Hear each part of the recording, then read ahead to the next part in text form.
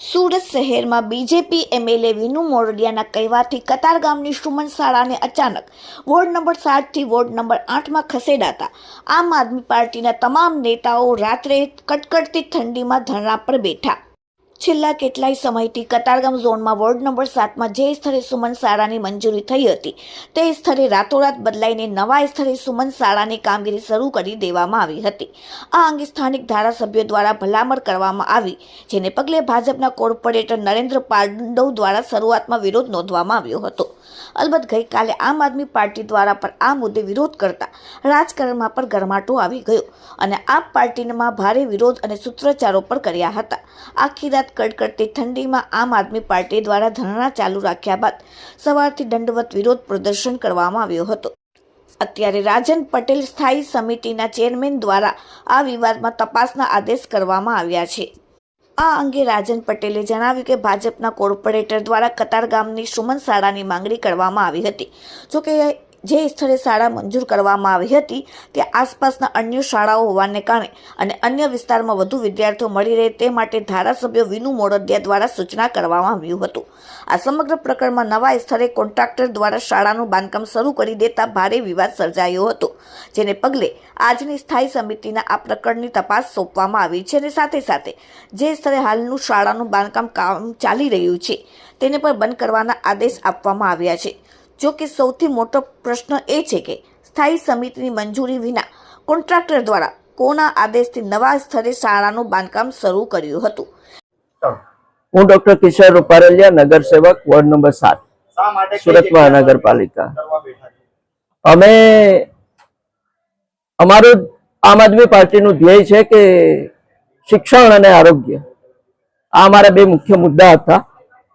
અમે લગભગ 5 વર્ષથી ચૂંટાઈ આવ્યા અને પૂરા થવા આવ્યા છે। 5 વર્ષથી સતત ને સતત માધ્યમિક શાળા અમારા વોર્ડની અંદર અમારા વિસ્તારના પરિવારને મળે એના માટે સતત કોશિશ કરી રહ્યા હતા। અંતે લગભગ 6 મહિનાથી આસપાસ ગત બજેટની અંદર આ સુમન શાળા લેવામાં આવી, એના નિર્માણ માટેના દરેક પ્રક્રિયા હાથ ધરવામાં આવી અને છેલ્લે વર્ક ઓર્ડર આપવામાં આવ્યો। વર્ક ઓર્ડર આપવામાં આવ્યા છતાં બી 15 દિવસ સુધી કામ શરૂ ન થતા અમને શંકા ગઈ, એટલે અમે માનનીય કમિશનર શ્રી, મેયર શ્રી અને સ્ટેન્ડિંગ કમિટી ચેરમેન શ્રીને પત્ર લખ્યો કે વહેલામાં વહેલી તકે આ વર્ક ઓર્ડર મુજબ કાર્ય શરૂ કરવામાં આવે અને અહીંયા એક ભવ્ય શાળાનું નિર્માણ કરવામાં આવે કે જેથી કરીને બાળકો એમાં ભણી શકે। પાયલ સાકરિયા, નેતા વિરોધ પક્ષ।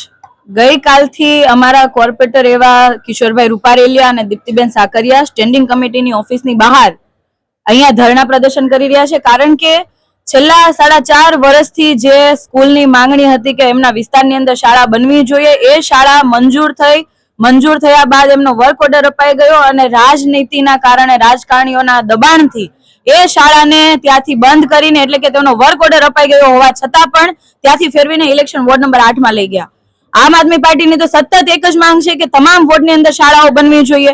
અમે એવું નથી કહેતા કે વોર્ડ નંબર 8માં ના બનવી જોઈએ, પણ વોર્ડ નંબર 7 માંથી શાળા ચોરીને લઈ જવી અને 8 નંબરમાં લઈ જવી એ કેટલું યોગ્ય?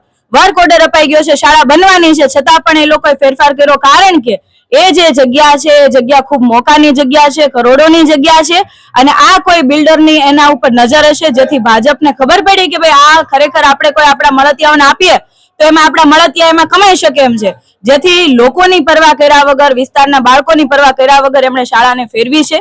જેથી અમારા કોર્પોરેટર એવા કિશોરભાઈ રૂપારેલિયા અને દીપ્તિબેન સાકરિયા કાલ રાતથી ધરણા કરી રહ્યા છે અને અમારી સતત એક જ માંગ છે કે જે શાળા જ્યાં મંજૂર થઈ છે ત્યાં બનવી જોઈએ। ભલે વોર્ડ નંબર 8 ની અંદર બનાવવો અમારો વિરોધ નથી, ત્યાં પણ બનવી જોઈએ, પણ જ્યાં મંજૂર થઈ છે ત્યાં કેમ નથી બનાવવા આવતી, ત્યાં પણ બનાવવી જોઈએ। વોર્ડ નંબર 7માં વેડ કતારગામમાં અમારા સ્થાનિક કોર્પોરેટરો નરેન્દ્રભાઈ પાંડવ અને જ્યોતિબેન પટેલની એક ભલામણ હતી અને જેથી ત્યાં સુમન સ્કૂલ અમે મંજૂર કરવામાં આવેલી હતી, પરંતુ અમારા સ્થાનિક ધારાસભ્ય વિનુભાઈ મોરડિયાની એવી ભલામણ હતી કે આ સ્કૂલ જ્યાં આના એકચ્યુઅલ લાભાર્થીઓ હોઈ શકે તે જગ્યાએ શિફ્ટ કરવામાં આવે અને તેને કારણે આ સ્કૂલનું લોકેશન બદલવામાં આવેલું હતું, પરંતુ સ્થાનિક કોર્પોરેટરો અને આજુબાજુની સોસાયટીના રહીશોની એવી ડિમાન્ડ હતી કે આ સ્કૂલ વોર્ડ નંબર 7માં જ બનાવવામાં આવે, જેથી કરીને તે લોકો આનો મેક્સિમમ લાભ લઈ શકે. એને કારણે હાલ પૂરતું આજે અમે આ દરખાસ્ત પર બ્રેક મારીએ છીએ અને જે નવા સ્થળે બાંધકામ શરૂ થયેલું હતું તેને તાત્કાલિક અસરથી અટકાવી દેવાની સૂચના અપાઈ ગઈ છે. એમાં બાંધકામ થઈ ગયું છે, એના રૂપિયા કોણ ભરશે હવે? એના માટે આપણે તપાસના આદેશ આપ્યા છે અને એ આગળની કાર્યવાહી અમે એ રીતે કરીશું.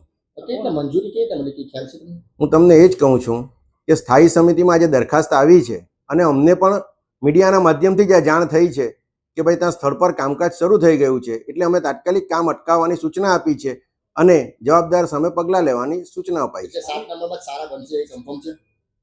હમણાં હું તમને એ જ કહું છું કે વોર્ડ નંબર 7માં જ્યાં આ સ્કૂલની ડિમાન્ડ કરવામાં આવી હતી ત્યાંના સ્થાનિક રહીશો અને અમારા સ્થાનિક કોર્પોરેટરો એ બંને સાથે ચર્ચા કરીને જ અમે આ બાબતે નિર્ણય લઈશું. સાહેબ, કેમ આટલા બધા દિવસ લાગ્યા? જ્યારે આ વિરોધ પક્ષે વિરોધ કર્યો તે બાદ કેમ લાગ્યો? વિરોધ પક્ષ તો ત્યાર પછી પિક્ચરમાં આવ્યો છે. આ સૌથી હું તમને કહું છું, વારંવાર કહું છું કે આ સૌથી પહેલા માંગ અમારા સ્થાનિક કોર્પોરેટર નરેન્દ્ર પાંડવ અને જ્યોતિબેન પટેલની જ હતી.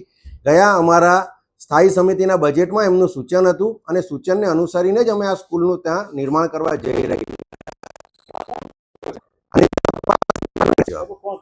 કમિશનર કરશે.